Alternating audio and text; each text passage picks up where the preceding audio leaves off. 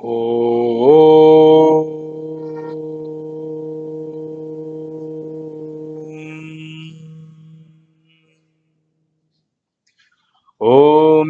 गणेशाय नमः। ओम श्री सरस्वत्यै नमः। ओम श्री गुरुभ्यो नमः। सच्चिदानन्दरूपाय विश्वोत्पत्त्यादिहेतवे तापत्रयविनाशाय श्रीकृष्णाय वयं नुमः। श्रीकृष्णाय वयं नुमः।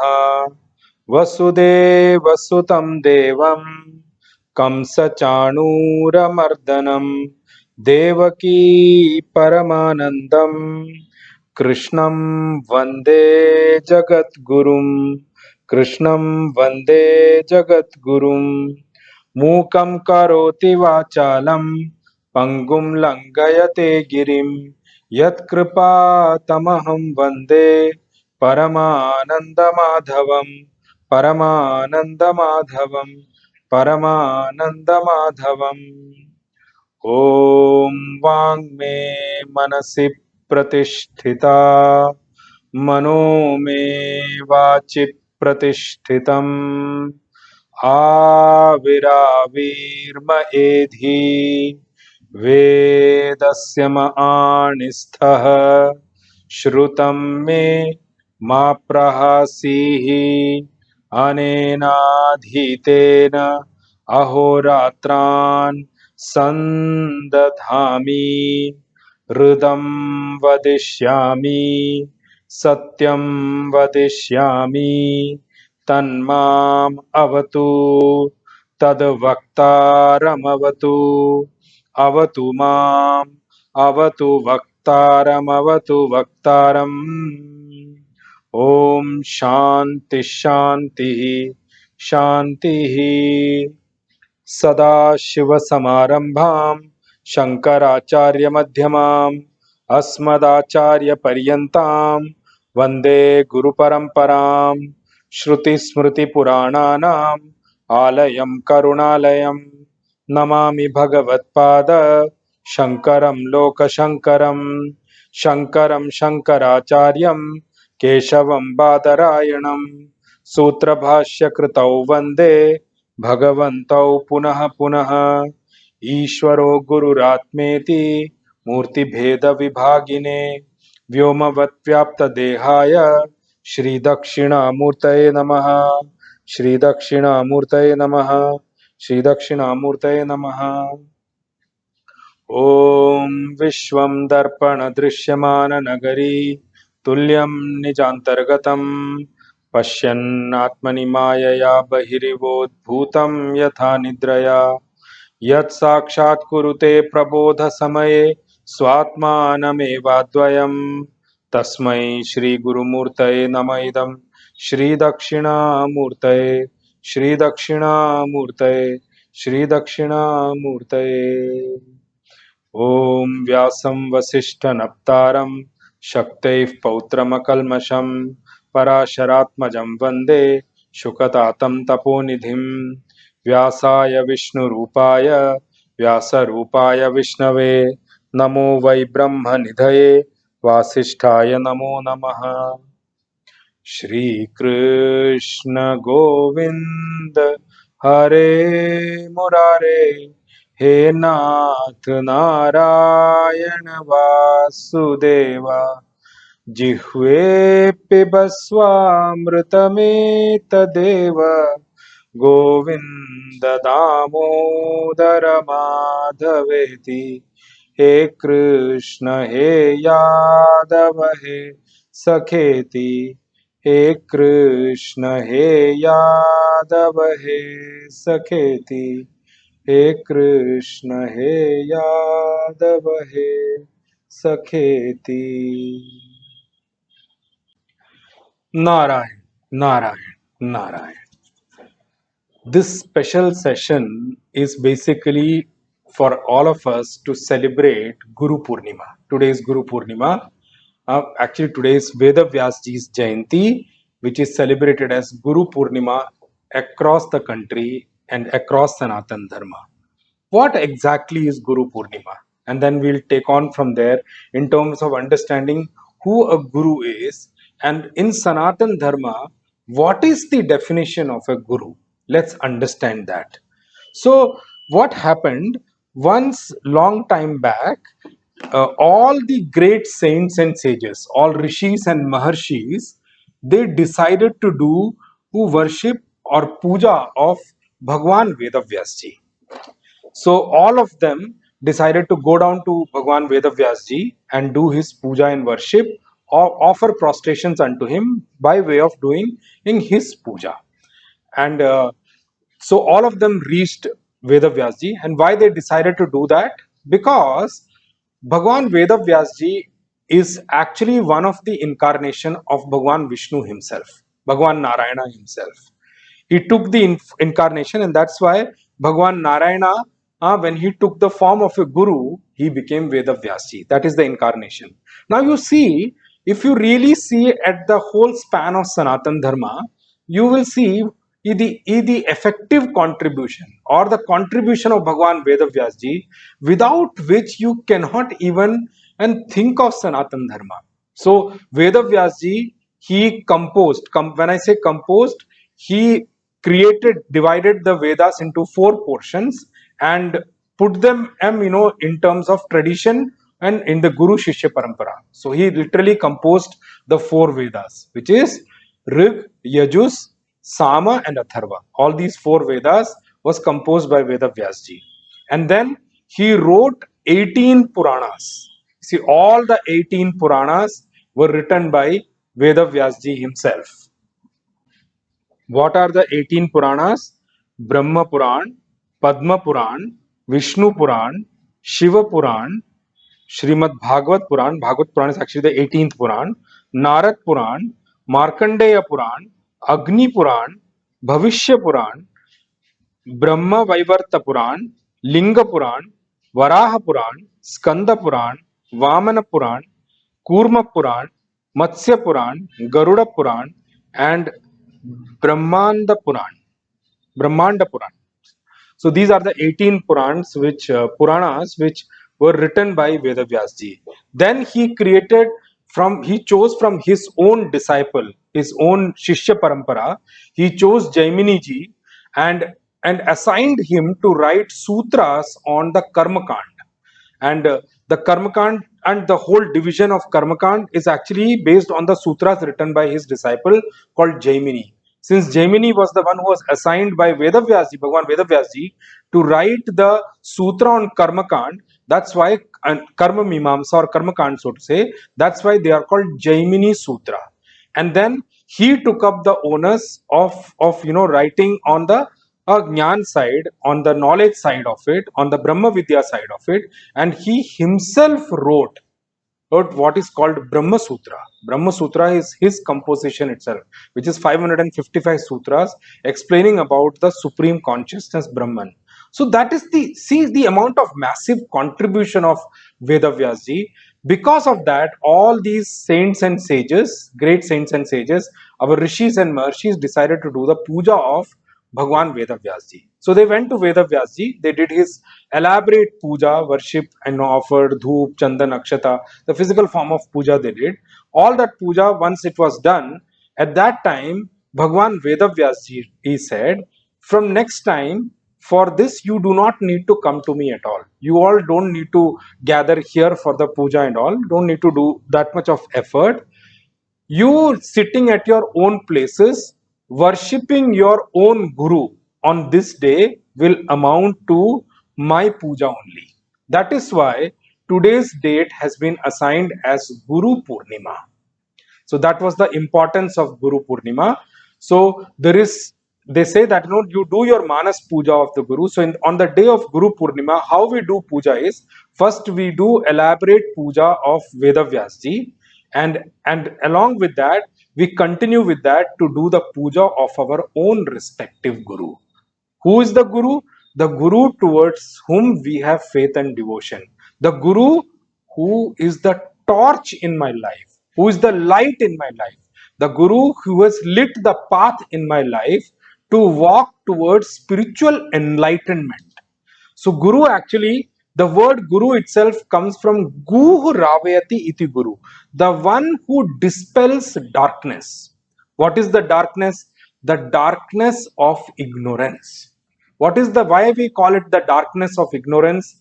Because of this ignorance, which is currently it taken over us, the ignorance which has completely encompassed us, the ignorance which has completely covered our understanding, this world which is not real. Now you need to listen to this in its own spree, that in its own concept you have to understand this world which is actually not real or unreal, this seems to be real to us, and that supreme consciousness which is real, it seems to be false to us. See, that is the ignorance we are talking about. So, who is the Guru? The Guru is the one who, through the knowledge and experience he has gained from his Guru, actually he takes care of his disciple or Shishya and helps him come cross over or dispel his own ignorance. That is what a guru does. Since guru is the one who lights our spiritual path, or who lights the path for us to walk towards realization. Why realization is important?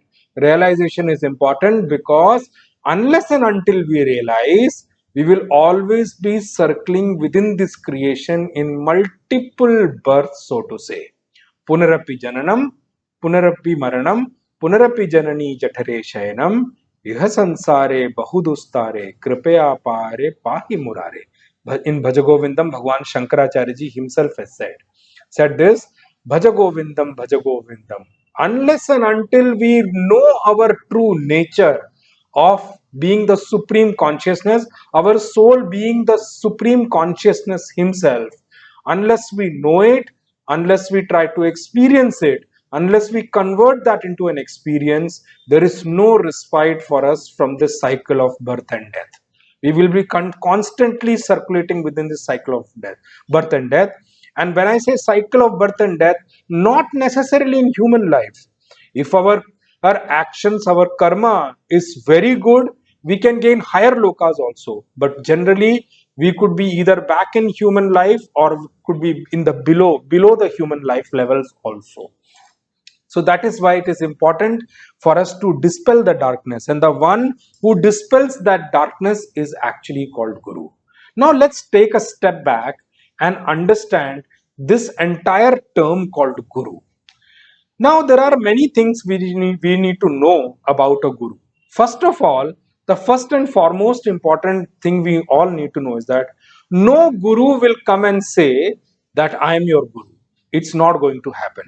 From the standpoint of a Guru will never call himself a Guru. Actually, Guru becomes a Guru from the standpoint of his disciple or student. His students are the one who call him a Guru. So actually, Guru is the term which is coined by disciple. Now, the point we need to understand is in the Sanatan Dharma, Guru Shishya meeting which happens is, it is something called a divine arrangement of Bhagawan. Now, that is the point I want to come to. Puja Gurudev Swami Chinmayanand ji used to say it very loud and clear. Lord alone is the Guru.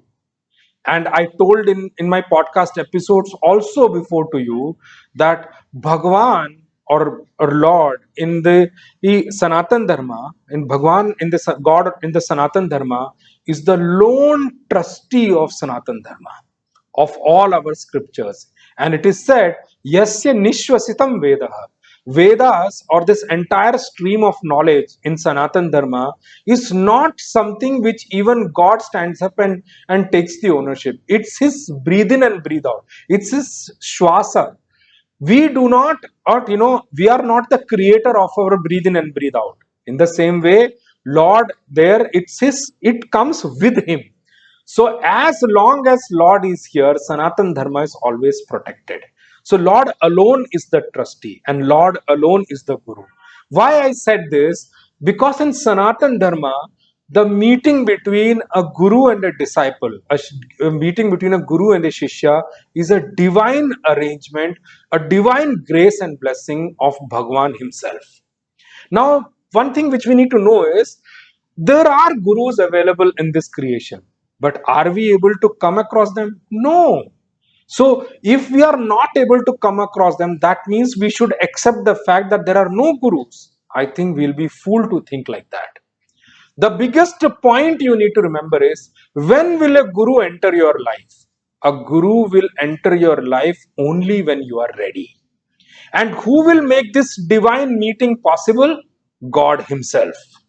That is why one of the reason I keep on telling in the podcast WhatsApp group also, and the episodes also, it is utmost important for us to grow in love and devotion for God. Because being the sole trustee of Sanatan Dharma, being the sole caretaker of the Sanatan Dharma, even the Guru Shishya meeting also is a divine arrangement, divine grace and blessing of Bhagawan himself. You know, all the people who have come across the guru, if you really, ask them to go deep down into what was the event which happened that you met your guru, everyone will say, I do not know how I came across, and why should I go far. In my own experience, I will tell you, I keep on telling in many of the episodes also, I do not remember any punya I have done in my life to meet my guru, but it was such a blessing of Bhagwan. My whole journey also has been like that I suddenly, if from a corporate world, I just slipped out means not out of my effort. God really made paved way for me to come to learn Sanatan Dharma Vedanta. And I reached my guru, then I reached my guruji, and through him I reached my shiksha guru then. No, and with from him is what I've learned everything of, what exactly spirituality is, how we need to generate capability, how we need to constantly work upon ourselves to walk that path so that we are ready to reach there.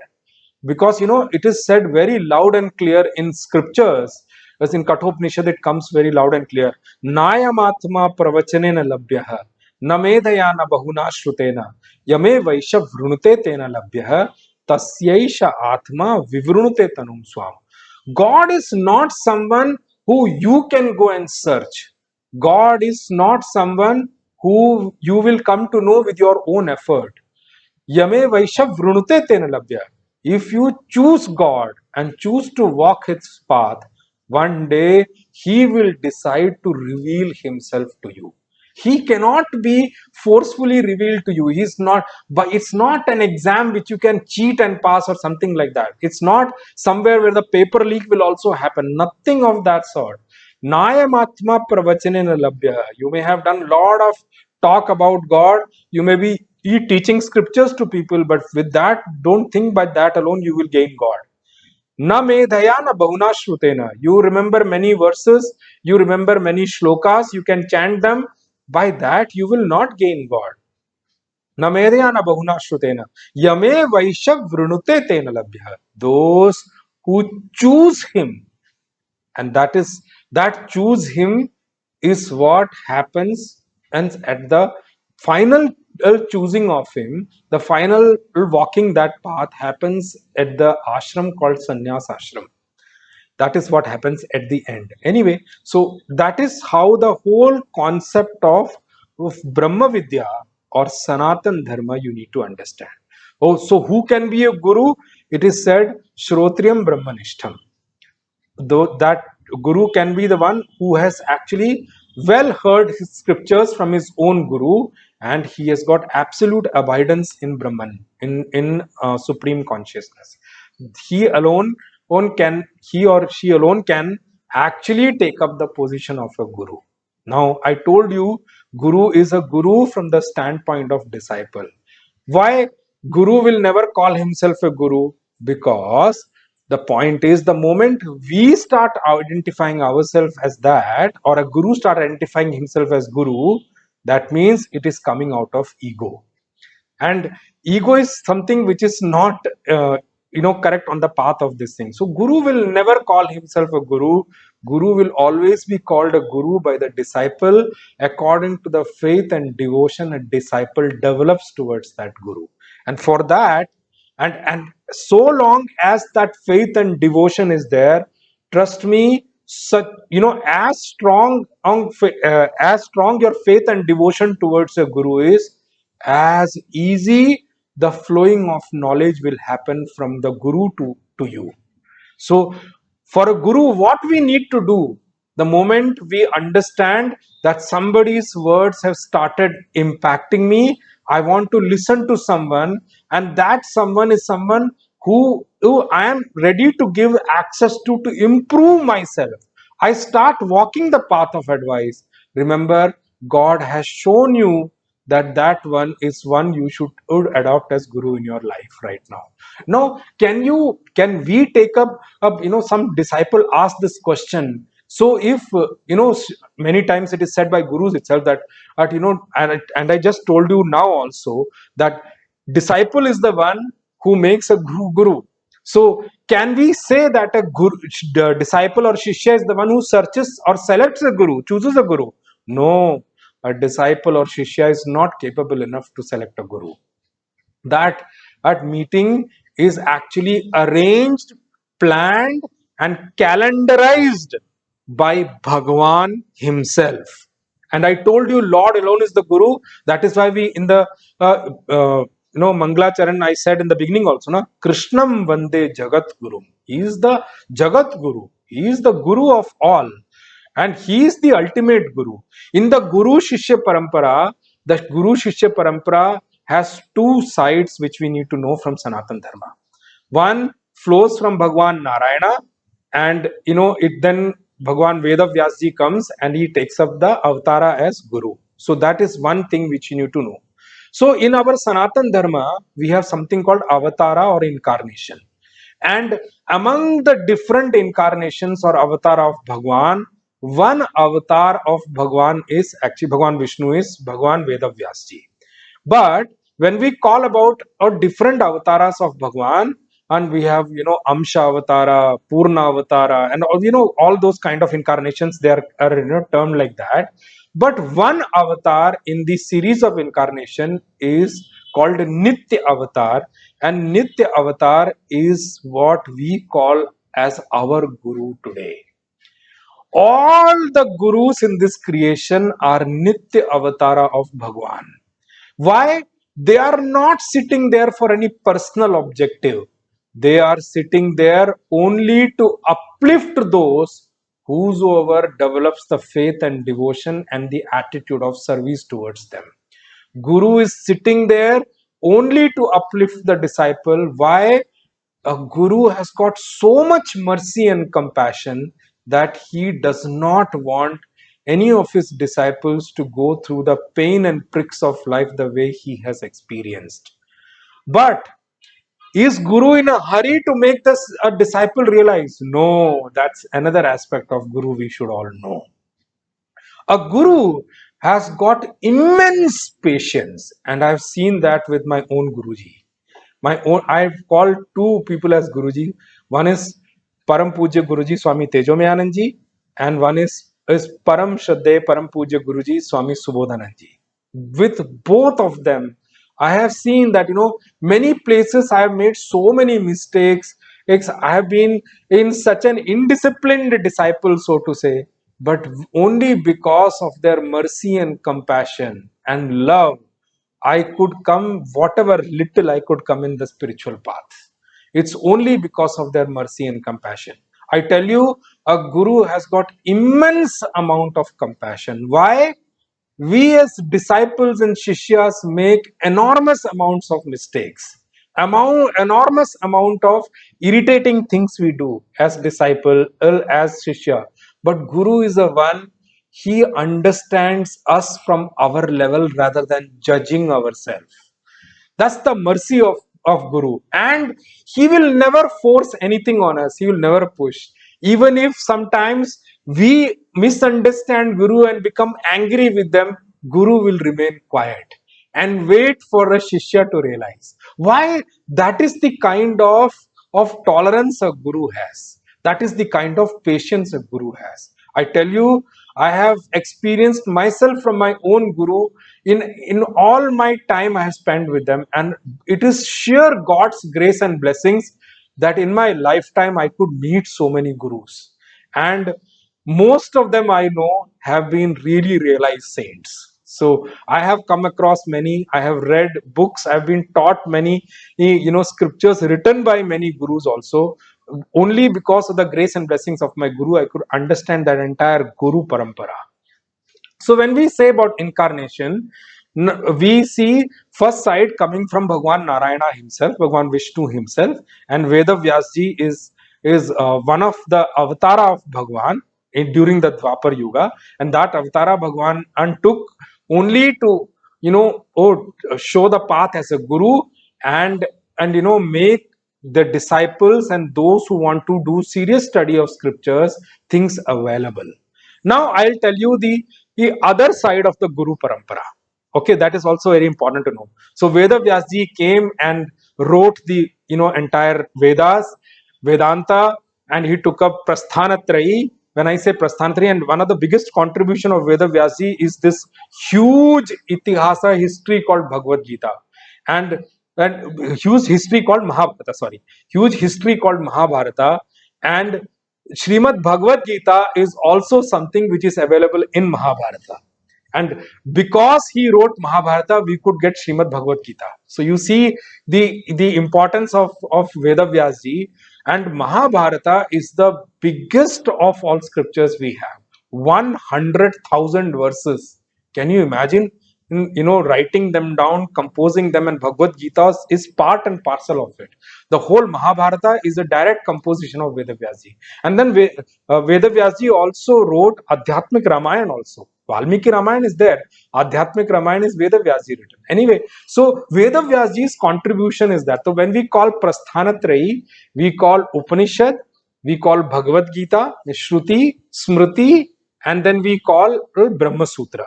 Trayi. These three things combined become Prasthanatrayi. So then that is one side of avatara and incarnation of Guru. Now, I should tell you from a teaching Guru who is the Adi Guru. Adi Guru on the teaching side of the Guru Parampara is Bhagwan Shiva. That is why in the prayer also I said, Sada Shiva Samarambha. Bhagwan Shiva is the Adi Guru. Now you see the beauty of Bhagwan Shiva and Bhagwan Narayana, Bhagwan Vishnu.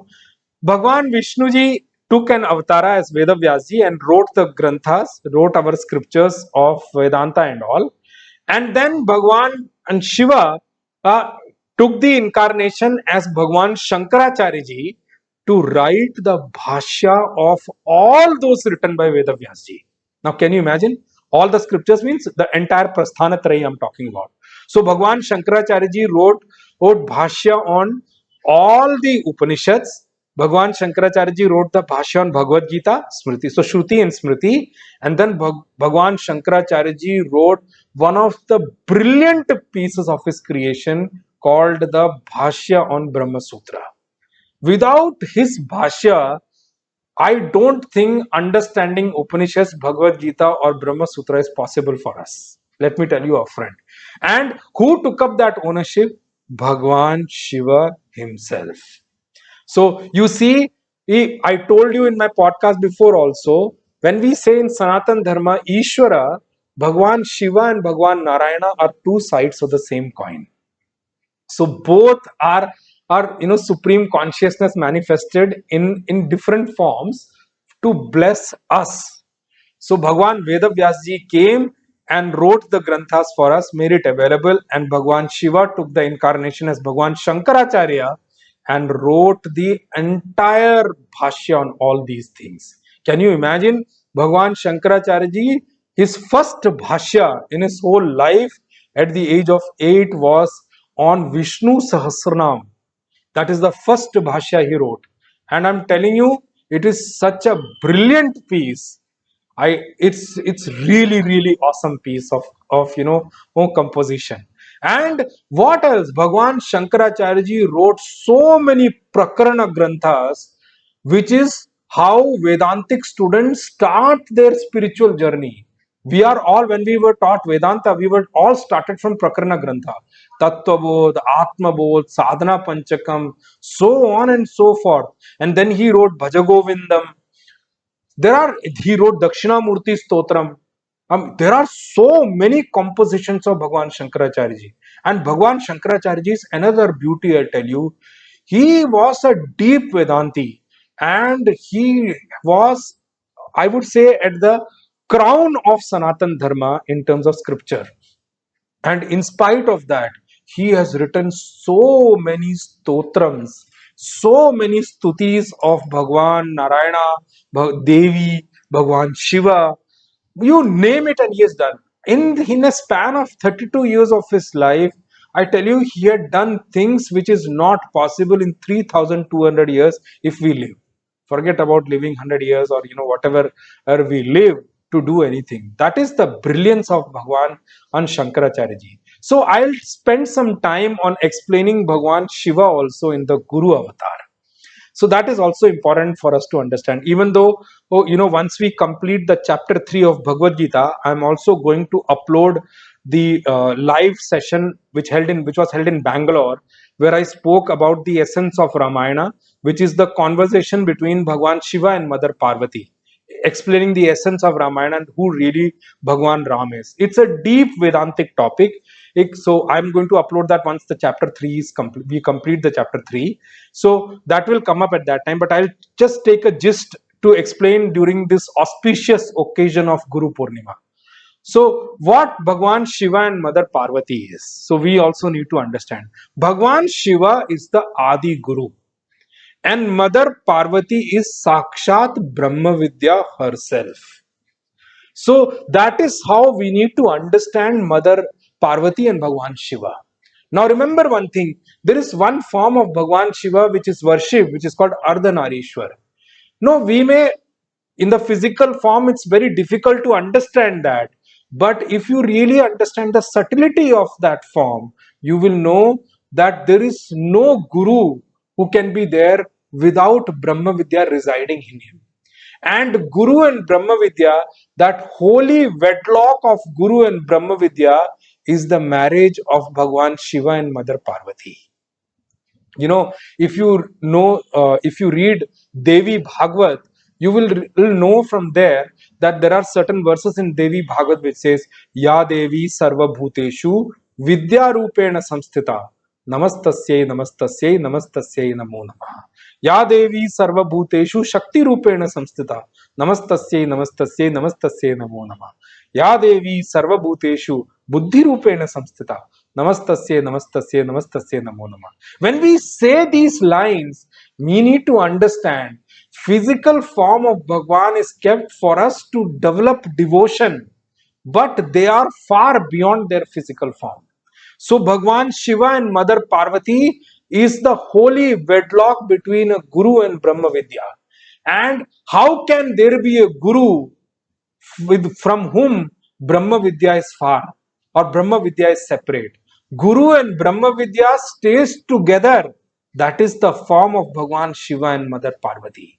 So you will see there is such a brilliant conversation in Ramcharitmanas. When that talk of Bangalore live session gets uploaded, you can listen to that. But I'm just taking the gist of it for you to understand. When after the wedding of Bhagwan Shiva and Mother Parvati, when Bhagwan Kartikeya was born, and the purpose of that marriage was Tarakasur's killing of Tarakasur also. When all that thing happened, one day Bhagwan Shiva was sitting under a vat vriksh in his dhyan samadhi. Seeing Bhagwan Shiva in his samadhi, and quiet Mother Parvati quietly came and sat in front of him and waited for Bhagwan Shiva to get up from his samadhi. When Bhagwan Shiva got up from his samadhi, at that time Bhagwan Shiva saw Mother Parvati and said that, why are you sitting down? You come up and sit next to me. Made her sit next. At that time, Mother Parvati asked the conversation that when I was Sati, I had a doubt about the avatara or the incarnation of Bhagwan Ram, that doubt has not gone yet. Can you clarify that doubt? And that is when Bhagwan Shiva expounds upon who Bhagwan really is. In the way Mother Parvati asked that question to Bhagwan Shiva, you see the humility she shows as a disciple while asking a question to Guru, not a wife asking in her husband. She says, "Jo mo par prasanna sukh rasi, janiye satya mohi nij dasi." Bhagwan, if you are happy with whatever service I do to you, please consider me as your, or oh humble servant at your lotus feet. With that, if you are happy with me, please clarify my doubt. You see the approach of Mother Parvati to Bhagwan Shiva. Actually, that is a leela of Mother Parvati and Bhagwan Shiva to show people like us what should be our attitude when we reach to our Guru. What should be our approach to our Guru. And Guru is also so great.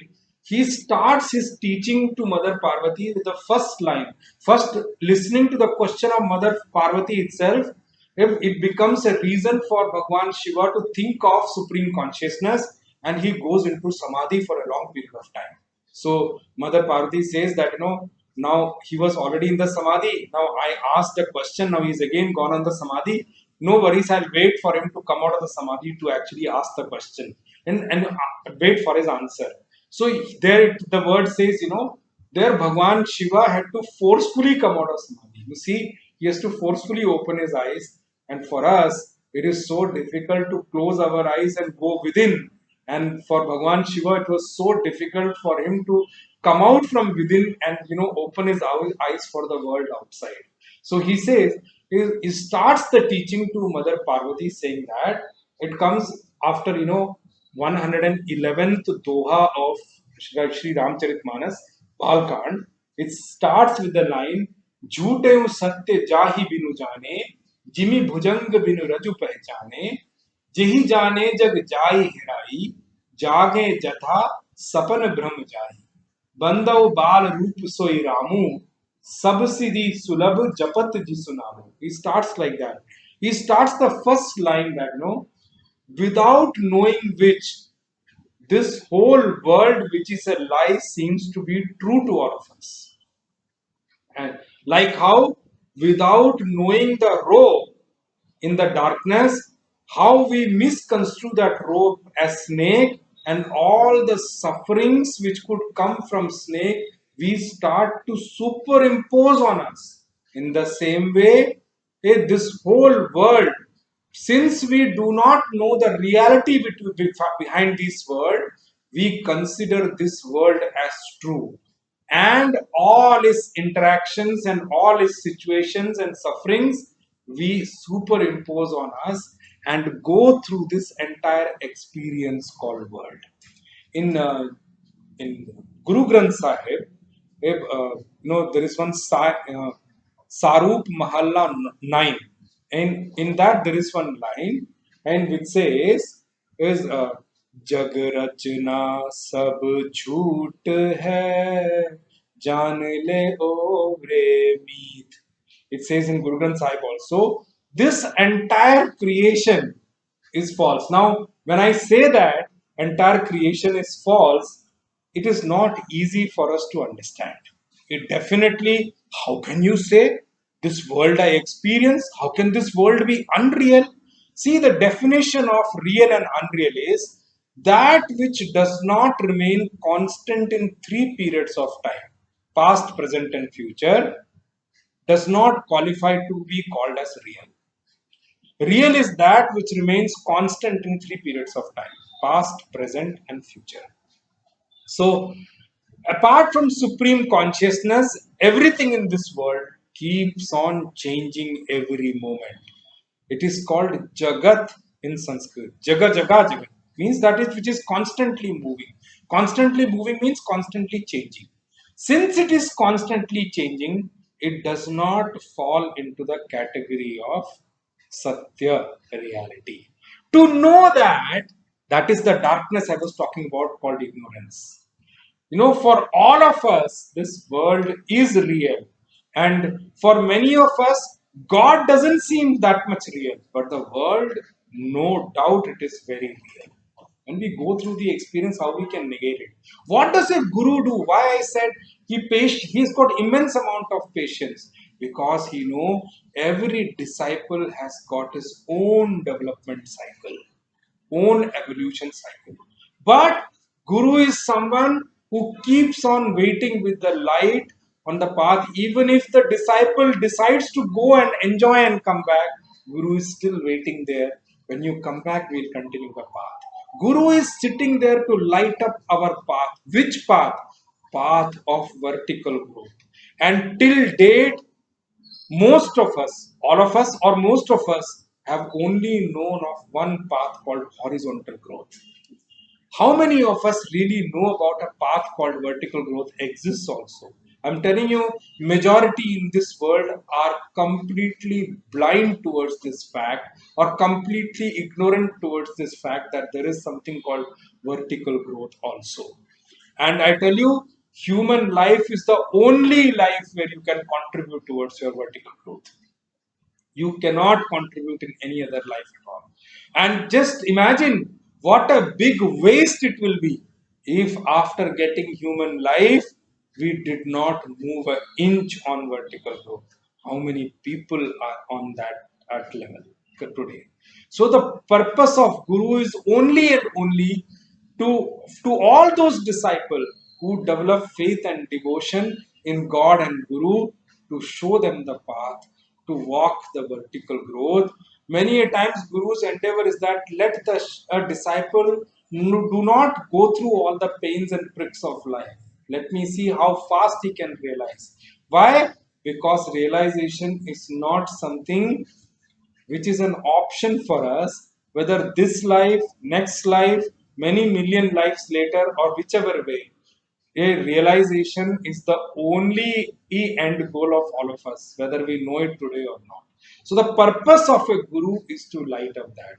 On this Guru Purnima, let's offer our humble prostrations unto entire Guru Parampara, starting from Bhagawan Narayana up to Veda Vyasji also, and then starting from Bhagawan Shiva up to Bhagawan Shankaracharya, and all the gurus we come across in our life who give us this, a precious thing.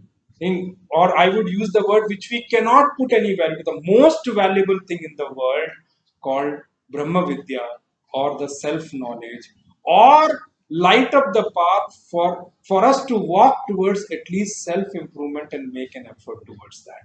On this Guru Parampara, I invoke the grace and blessings of the entire Guru Parampara on all of us, so that we may materialize this human birth, or utilize this human birth correctly, and walk, at least if not walk completely, start our journey on the vertical path. On that prayer, I will also share two incidents of who a guru is from Puja Gurudev's life. When Puja Gurudev was studying under Swami Tapovanji Maharaj in Uttar Kashi, at that time there is an incident which happened. So it is also shown in On a Quest movie, which has been made by Chinmay Mission on Puja Gurudev, which is also there. So when Puja Gurudev was a journalist actually, who went to Rishikesh to expose sadhus. But see how Bhagwan's grace and blessings were. The first sadhu he landed up was Swami Shivananji. And Swami Shivananji was a realized saint himself. So while trying to expose Swami Shivananji, he understood the importance of the sannyas path, and he became one sannyasi himself. He gave up everything and he went to Swami Shivananji to give him Brahma Vidya and accept him as a sannyasi, who gave him the name called Swami Chinmayananji. At that time, he said, Chinmaya, I've given you the name already of Swami Chinmayananda Saraswati. I'm now going to send you to Himvat Vibhuti, or the crown of Brahma Vidya, Swami Tapovanji Maharaj, who lives in Uttar Kashi. So Swami Shivananji used to say in Rishikesh. So Gurudev, started his journey by foot from Rishikesh to Uttar Kashi. If you go by road itself, it takes 8 to 10 hours even today. So imagine going walking by foot. He went, It took many days for our Puja Gurudev to reach Swami Tapovanji Maharaj. Probably 7, 8 days it took for him to reach there. So when he reached there, he went. Swamiji was, I think, taking a bath in holy Gangaji, which flows from Uttarkashi. So he was there. So when he came back, like the students who were with Swami Tapovanji Maharaj, he told that there is a student who's waiting. He's saying that it's been sent by Swami Shivananji. So Puja Gurudev went to Swami Tapovanji Maharaj and said, Swamiji, my prostrations unto you. Swami Shivananji has sent me. Oh, Swami Shivananji has sent you. Why? Swami Shivananji has sent me to study his scriptures unto you. So Swami Tapovanji asked Puja Gurudev, so has he given you a letter? So he said, no, I'm sorry, he has not given me any letter. Go and get the letter. So Puja Gurudev walked all the way back to Rishikesh and met Swami Shivananji. So Swami Shivananji was sitting and talking to some of his disciples, and he saw Puja Gurudev from far and said, Chinmay, you gained Brahma Vidya so fast. All studies completed. So he said, so Puja Gurudev smiled and said, no, Gurudev, he has asked me for a letter. So Swami Shivananji also, without any regret or anything, he said, oh, he asked for a letter. He asked his sevak to give him a letterhead. He said, here is the letter. So Puja Gurudev asked Swami Shivananji, Swamiji, when you knew that he's going to ask a letter, why didn't you give me earlier? And why did he has to ask me a letter? So at that time, Swami Shivananji said, Chinmay, remember one thing, the journey from devotion, from belief to faith is very, very long. The only thing you need to do is that never judge your guru for his words and actions. Why? Because a guru has got no interest in your pains and pricks of life. He is only interested to make you a serious student and develop your capabilities so that you can gain Brahma Vidya. So Puja Gurudev walked back to Swami Tapovanji Maharaj, and Swami Tapovanji Maharaj again was sitting there. He said, yes, so Swamiji, Swami Shivananji has given the letter. So he said, oh, given the letter, keep the letter aside. He did not even look at the letter. So you see, at that time, had there been a non-capable or non-qualified student, he would not have gone back also. Then Puja Gurudev served Swami Tapovanji Maharaj very diligently and gained Brahma Vidya from him. And there is one more incident which I am highlighting here so that we understand the relationship between a guru and shishya. So Puja Gurudev used to wash the clothes of Swami Tapovanji Maharaj. So one day he was washing the clothes, one of his kurta was torn. So he was drying the kurta and Swami Tapovanji Maharaj came and said, Chinmay, you tore my kurta. So Gurudev was, very truthful person. So he said, he used to call Swami Tapovanji Maharaj Gurudev. Gurudev, I'm sorry, I didn't tear it, it was already torn. Chinmay, you're lying. You tore my kurta. And Swami Tapovanji walked away. So Gurudev got very hurt with that statement and he decided to leave the ashram and go. At that time, his Guru Bhai, Swami Chidananji Maharaj, had stopped him and said, don't you see, you think that Gurudev is worried about a kurta? You know, the king of Uttarkashi is his disciple, the king of Nepal is his disciple. What is that he cannot get? They've asked him million times that they can build an ashram. He's always said no. Please understand, he is not worried about the kurta at all. He is only, making you who qualified to gain that vidya. So Swami Chinmayananji went back to Swami Tapovanji and said, sorry Swamiji. So Swamiji, said, Chinmay, so you decided to come and study under a liar. So Swami Chinmayanji, Puja Gurudev answered Swami Tapovanji, Swamiji, I understood this liar is only going to teach me that this whole world is a lie. And then it is said that Puja Gurudev had to never look back at all. And then the story of Puja Gurudev and the Chinmay mission and all the things which came up is the grace and blessing of Swami Tapovanji Maharaj. But remember, Puja Gurudev has served Swami Tapovanji Maharaj a lot. My Puja Guruji Swami Subodhananji has served Gurudev a lot. Puja Guruji Swami Tejomayananji also has served Gurudev a lot. So that is how the Guru Shishya Parampara goes. Guru is not interested in anything. We cannot repay our Guru. I tell you honestly, sitting here, I'm telling you, even if I spend many lives of mine serving Bhagwan and my Guru Parampara, I tell you, I cannot repay their debt what they have given me. What they have given me, I can never repay them at all, even if I spend many lives of mine serving them. That is how I feel that, with whatever little we can do, we are trying to serve them. See, that is the humility a disciple needs to have. That we trust me, what Guru has given us, we can never repay them with anything. But yes, we must develop the attitude of seva and service, because that is what is going to establish the connection between a guru and disciple. I tell you, in these days of telecommunication, there is one term which used to be there some time back called hotline.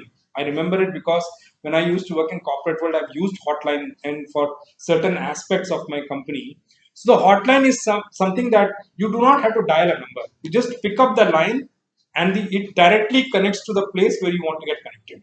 So probably it's, for example, the hotline is connected to police station, ambulance, or whatever. You pick up the line, you don't have to dial, it will directly get connected. These days you have one touch dial or something like that we have in mobile system, right? So a connection between a disciple and a guru should act like either a one single touch dial or hotline.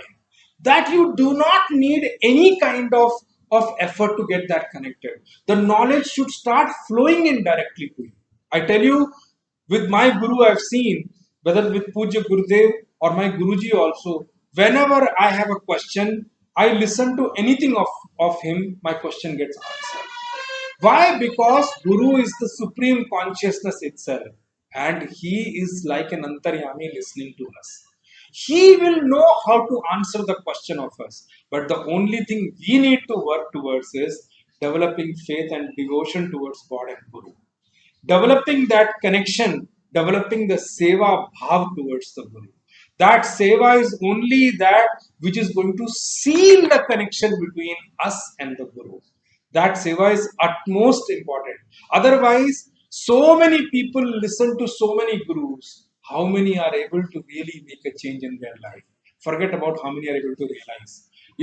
I would use the word, so many people listen to so many great saints and gurus, but rare few are able to make effective change in their life. And amongst that, rare few are able to walk the path of realization and realize. The difference is not at the level of the guru. Difference is at the level of how you have established the connection through your seva and faith towards him.